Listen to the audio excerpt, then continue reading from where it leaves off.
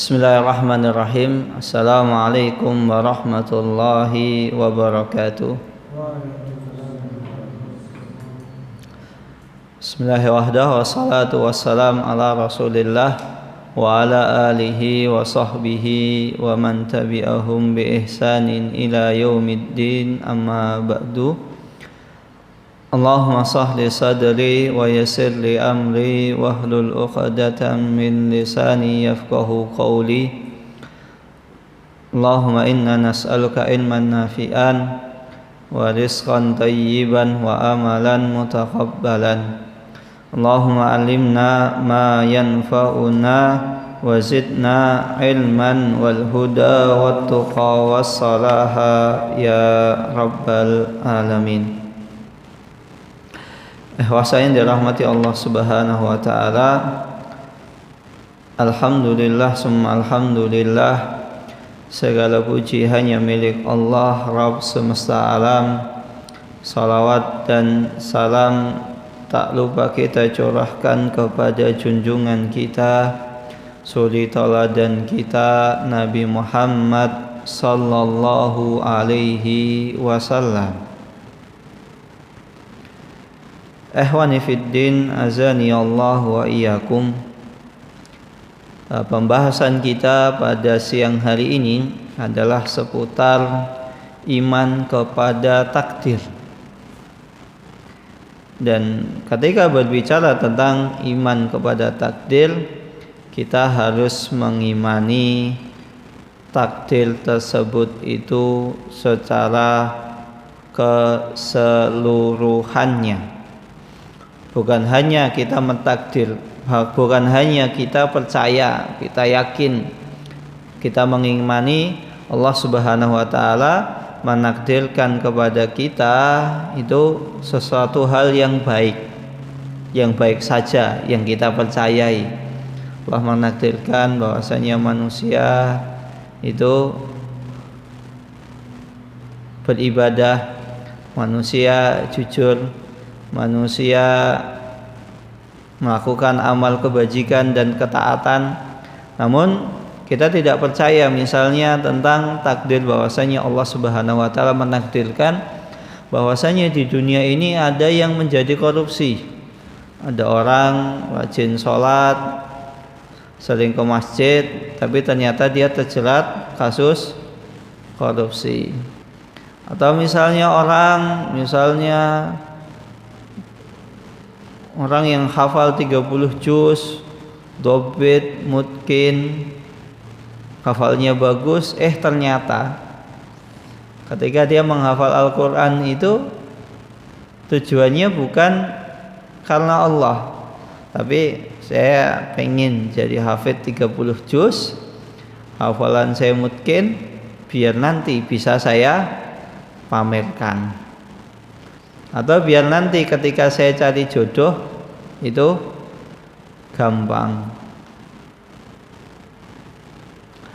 Maka itu tetap kita harus mengimani. Ada orang ternyata kelihatannya orangnya baik, tapi di belakang itu ternyata dia jahat. Apakah Allah Subhanahu wa taala menakdirkan demikian? Ya, kita harus mengimaninya. Maka ketika seseorang beriman kepada Allah tentang takdirnya, tentang kita beriman kepada takdir yang Allah Subhanahu wa taala tetapkan kepada setiap manusia, baik takdir yang baik maupun takdir yang buruk, maka di dalamnya mengandung beberapa konsekuensi yang harus ada pada diri seorang muslim. Yang pertama, bahwasanya kita mengimani bahwasanya Allah Subhanahu wa taala mengetahui segala sesuatu yang terjadi, baik secara global atau secara terperinci. Dan Allah Subhanahu wa taala di sini mengetahuinya kapan?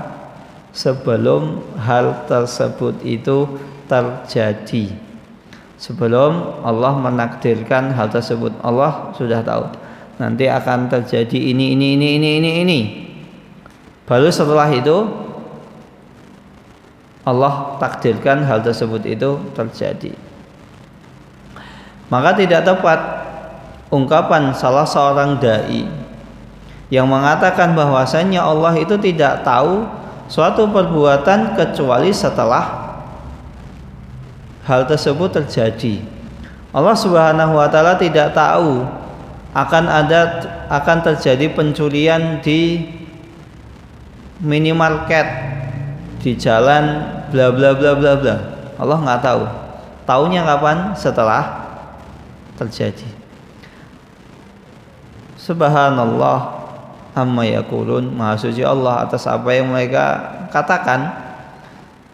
Maka konsekuensi ketika kita beriman tentang takdir Allah, ya kita tahu bahwasanya kita beriman Allah sudah mengetahuinya sebelum hal tersebut itu terjadi. Sebagaimana seorang arsitek, ketika seorang arsitek itu hendak membangun sebuah rumah, misalnya dia mau bangun masjid, bangun rumah, maka yang pertama harus diketahui oleh arsitek tersebut apa? RAB, rencana anggaran belanja. Dia mau belanja apa saja, mau dibangun seperti apa, bagaimana. Kemudian sebelum itu dia juga harus tahu apa? Misalnya bahan-bahannya, tahu ilmu kearsitekan. Maka lucu, misalnya ada arsitek ternyata dia tidak tahu nama bahan-bahannya, kemudian dia tidak tahu ilmu tentang arsitek. Misalnya ketika mau bangun sebuah bangunan, misalnya pasir satu truk itu semennya harus sekian. Nah, dia nggak tahu. Akhirnya pasir satu truk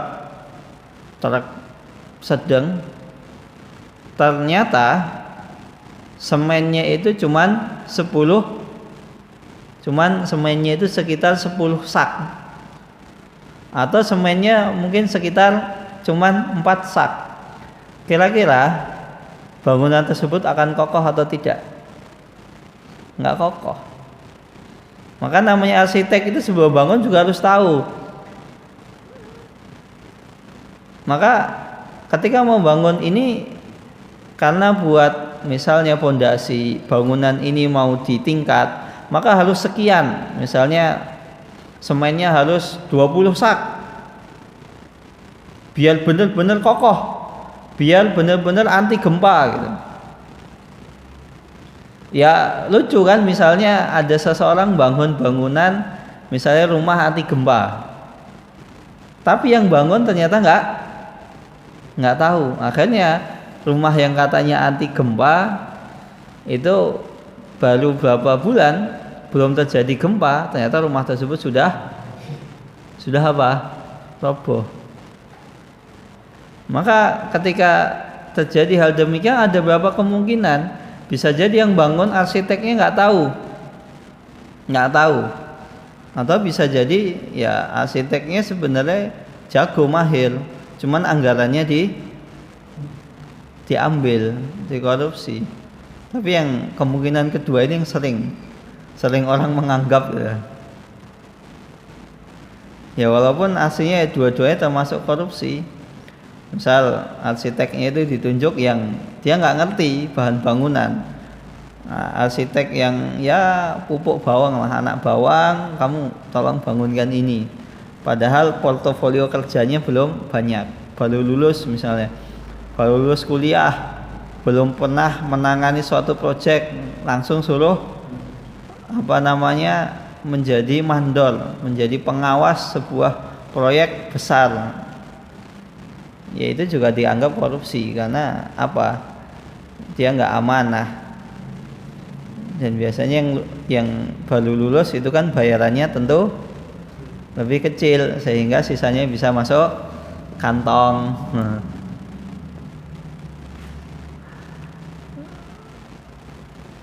Maka kan lucu gitu loh. Maka begitulah Allah Subhanahu wa taala. Allah ketika sebelum menakdirkan sesuatu, Allah Subhanahu wa taala sudah tahu ilmunya. Kalau nanti saya takdirkan begini, maka jadinya seperti ini. Kalau saya takdirkan seperti itu, maka yang terjadi adalah demikian. Allah Subhanahu wa taala tahu.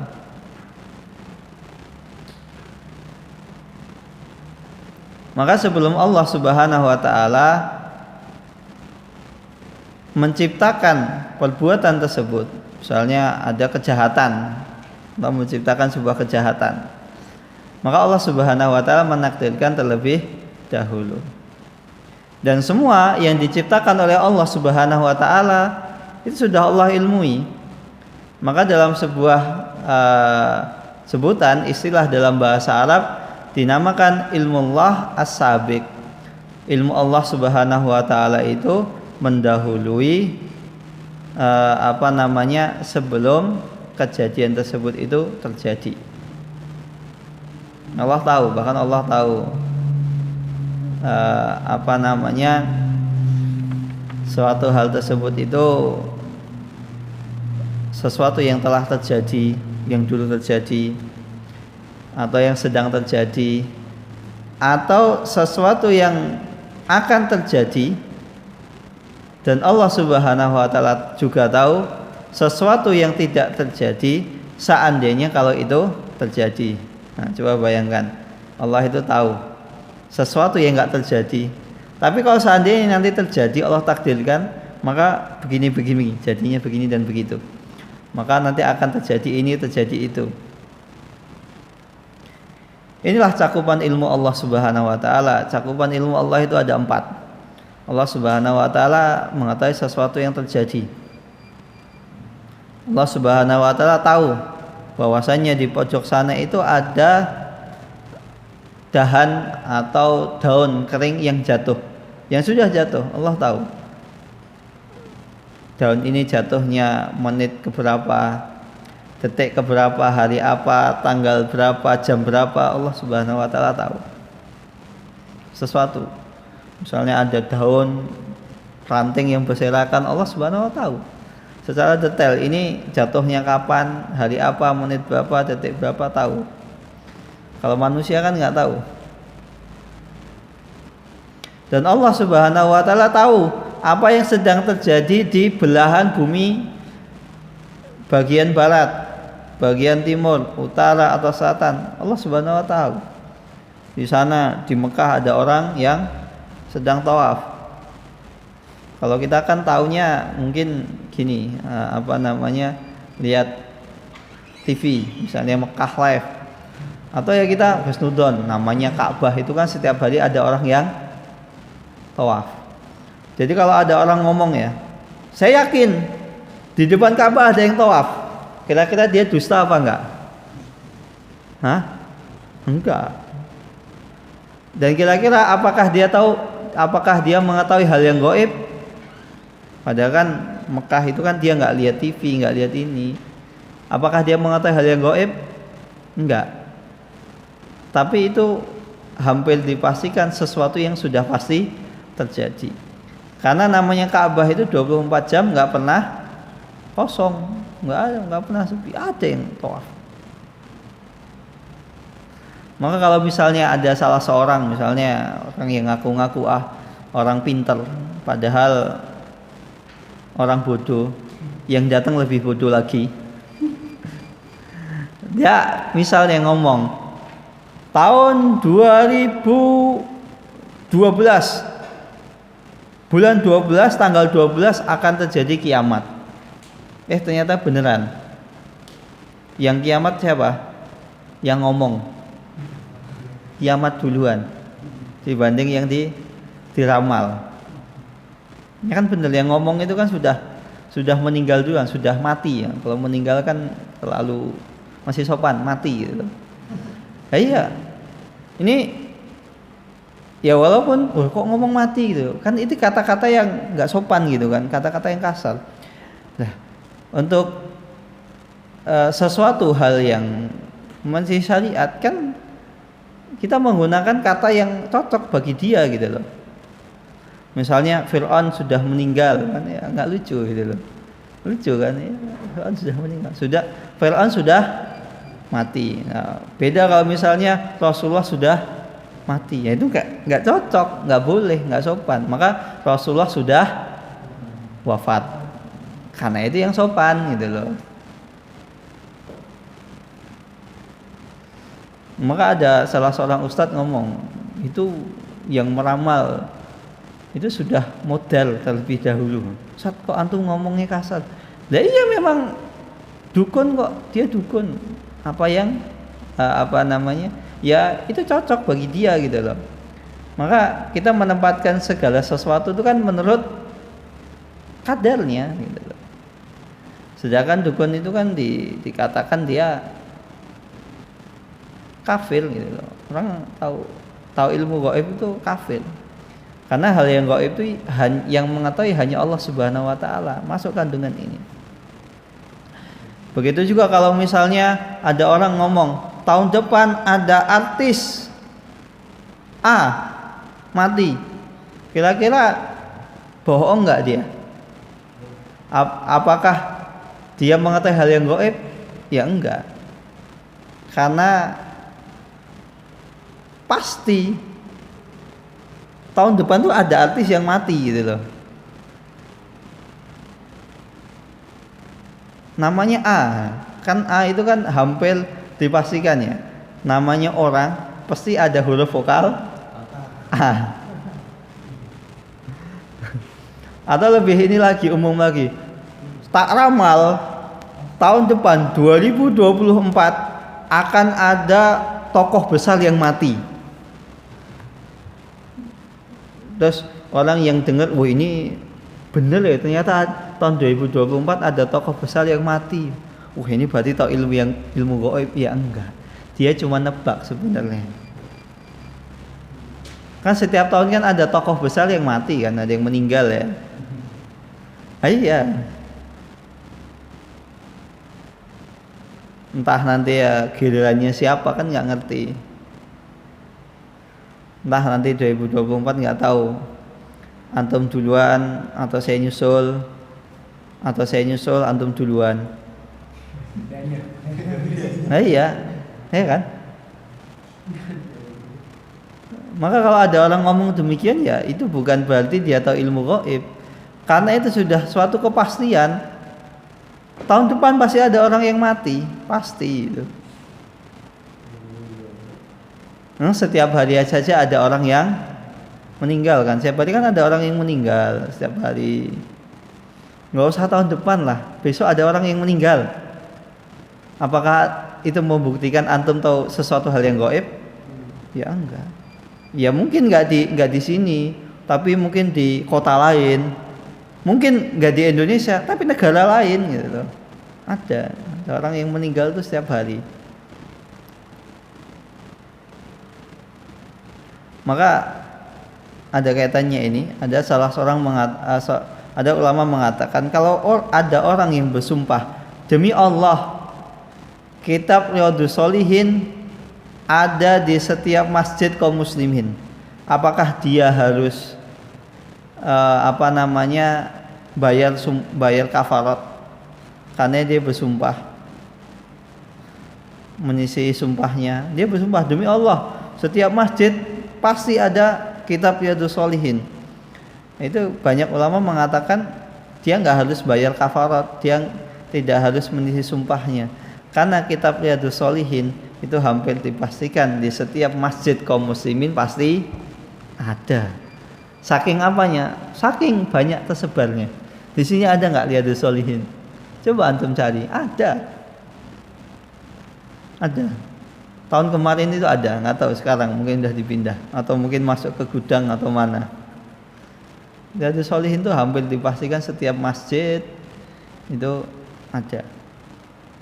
Bahkan setiap rumah kaum muslimin itu minimal kalau punya kitab hadis itu paling nggak Riyadhus Shalihin gitu. Kalau Sahih Bukhari kan nggak mungkin. Rumah antum ada Riyadhus Shalihin? Riyadhus Shalihin ada nggak? Nggak ada, beli. Karena Riyadhus Shalihin itu ya kitab yang itu sudah menjadi suatu keharusan gitu loh. Nah itu saking sesebarnya. Dan kalau orang misalnya bersumpah bukan berarti dia mengetahui hal yang gaib, karena itu ya tadi hampir dipastikan.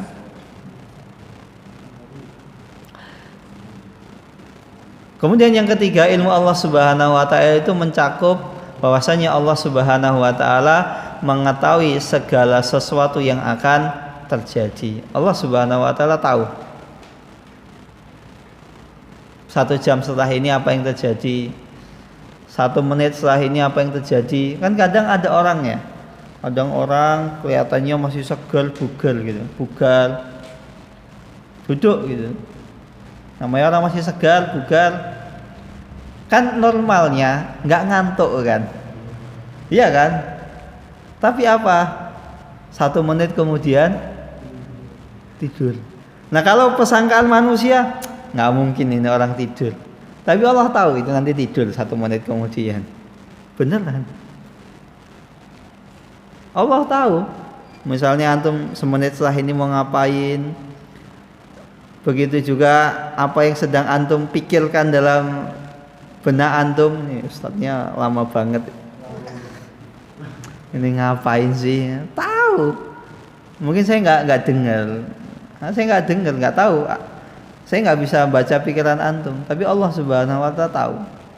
Saya tak pura-pura megang pulpen sambil coret, sambil nulis di buku biar kelihatan nulis, padahal apa? Gambar. Biar kelihatannya nyatet tapi ternyata gambar gitu loh. Allah Subhanahu wa taala tahu. Gitu. Oh, saya disindir lah tak pura-pura nulis. Nah, Allah tahu juga gitu loh. Ini anak nggak nyindir antum ini cuma contoh gitu loh. Insya Allah antum nggak ada di sini. Allah Subhanahu wa taala tahu gitu loh. Dan begitu pula Allah Subhanahu wa taala mengetahui segala sesuatu yang tidak terjadi kalau seandainya hal tersebut itu terjadi. Contohnya apa? Firman Allah Subhanahu wa taala, "Walau ruddu la'adu lima nuhu anhu wa innahum lakadzibun."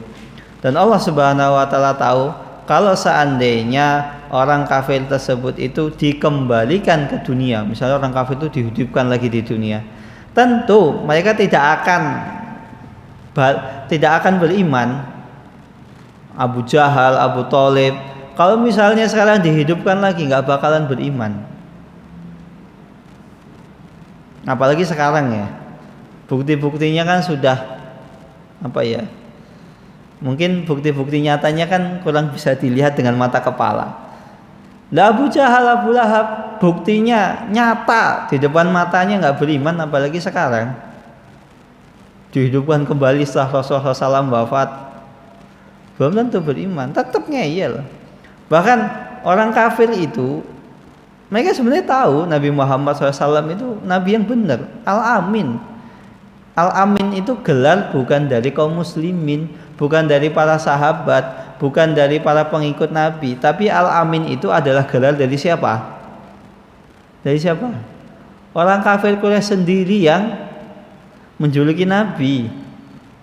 Al-Amin. Muhammad itu nggak pernah berdusta. Mau kawan, mau lawan pasti jujur.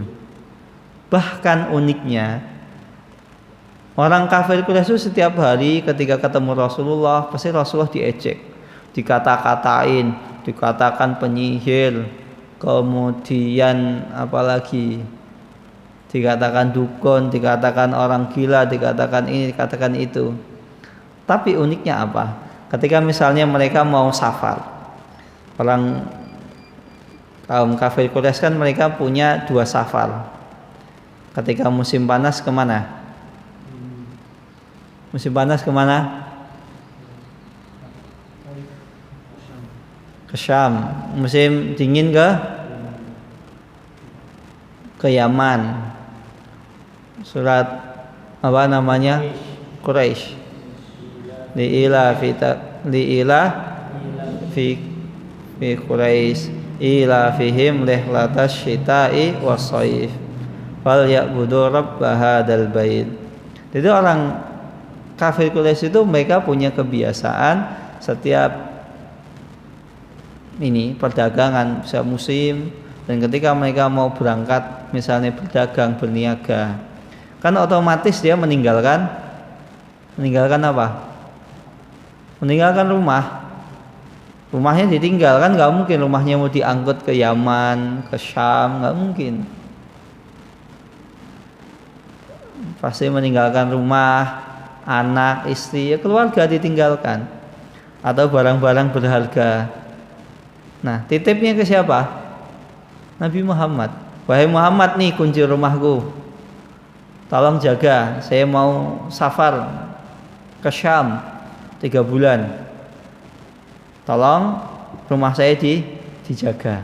Padahal setiap hari ketemu Rasulullah ngatain, dasar Muhammad tukang sihir, dasar Muhammad orang gila, dasar Muhammad ini dan itu. Tapi kalau misalnya safar, nitip kuncinya, kalau kita kan nitip kunci ya, kan kepada orang yang kira-kira kita percaya, atau kita titip kepada misalnya mantan perampok walaupun dia sudah tobat. Mungkin nggak kita nitip kepada mantan perampok yang sudah tobat? Mungkin nggak? Nggak mungkin. Ya kan was-was. Ya mungkin ya sekarang dia rajin sholat ke masjid, tapi siapa tahu khilaf. Saya perginya 3 bulan nih.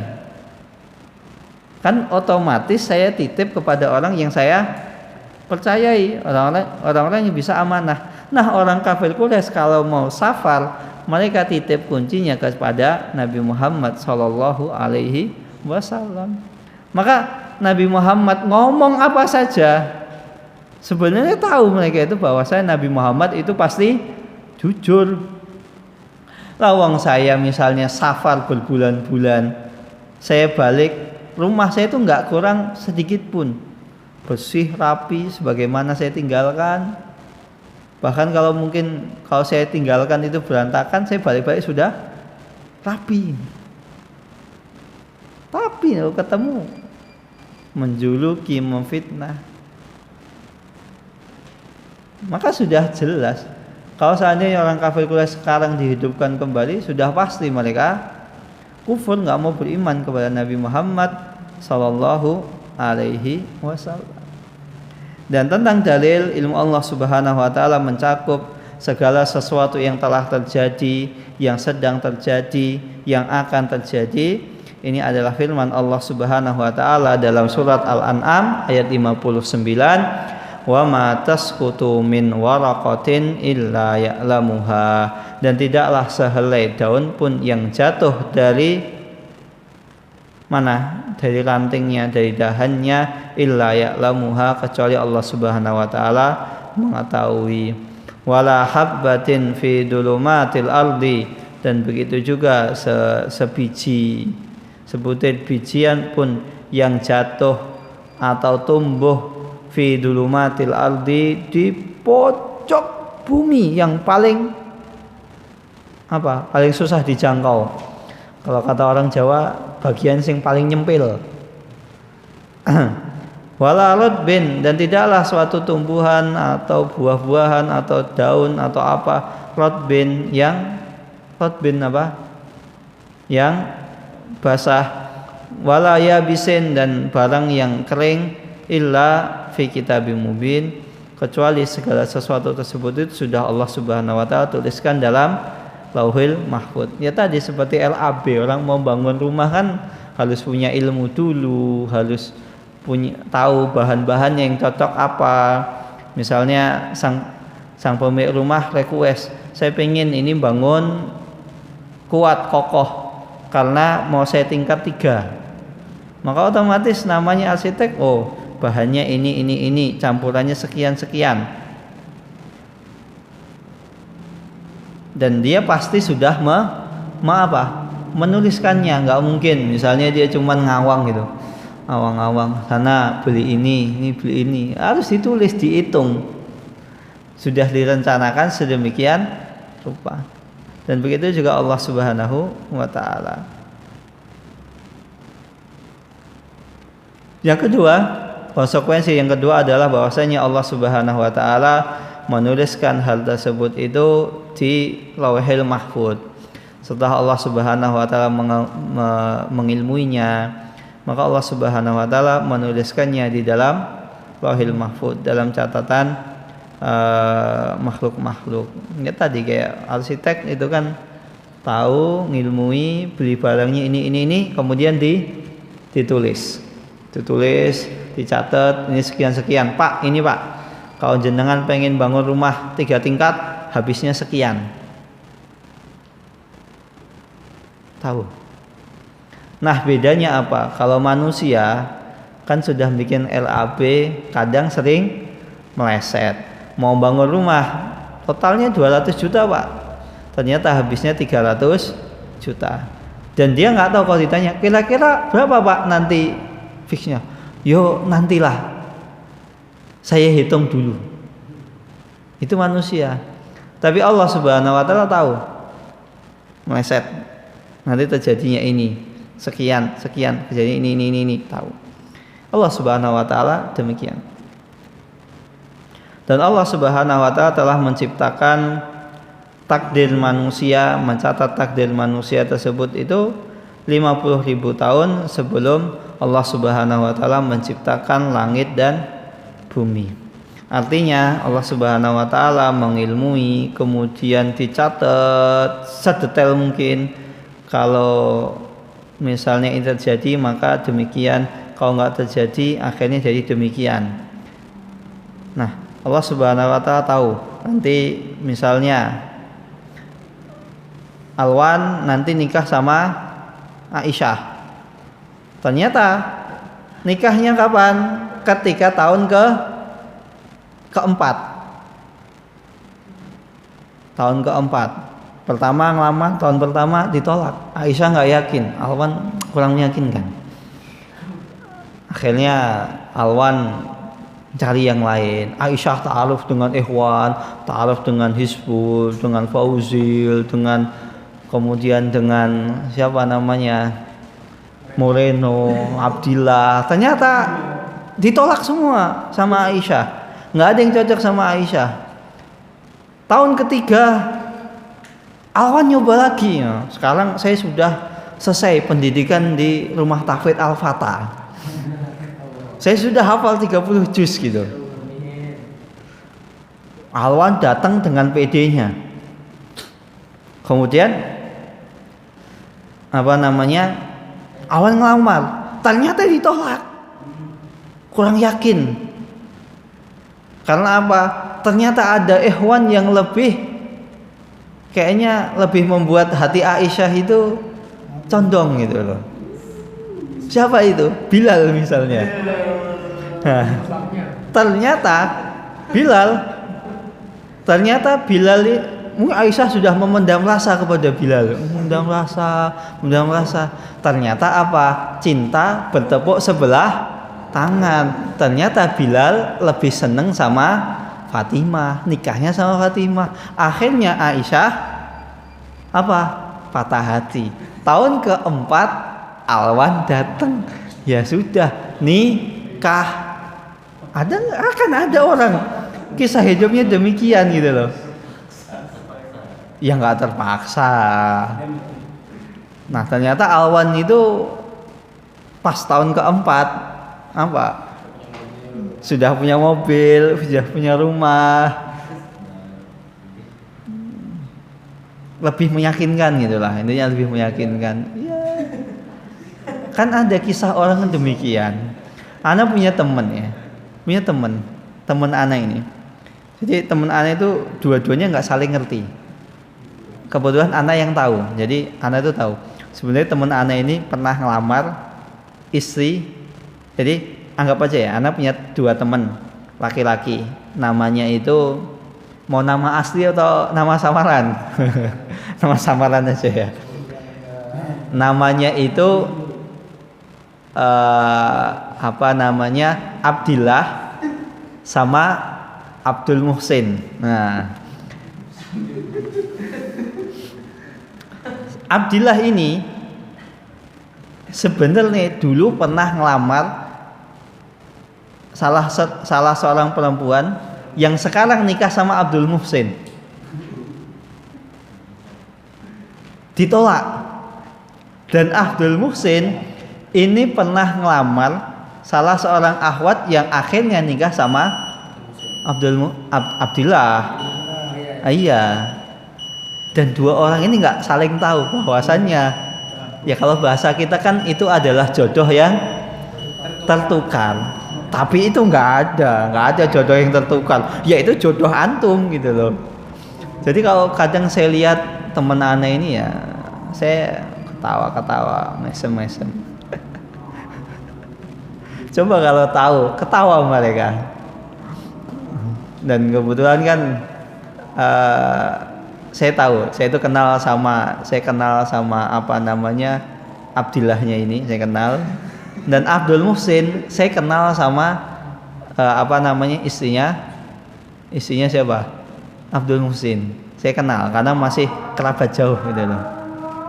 Dan ternyata istrinya Abdullah sama Abdul Muhsin ini adalah temenan. Nah kan otomatis kan ceritanya sampai ke istrinya Abdul Muhsin. Nah istrinya Abdul Muhsin masih kerabat anak jauh tapi.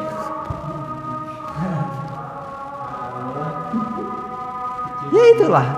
Jadi tenang, namanya jodoh itu tidak ada jodoh yang tertukar.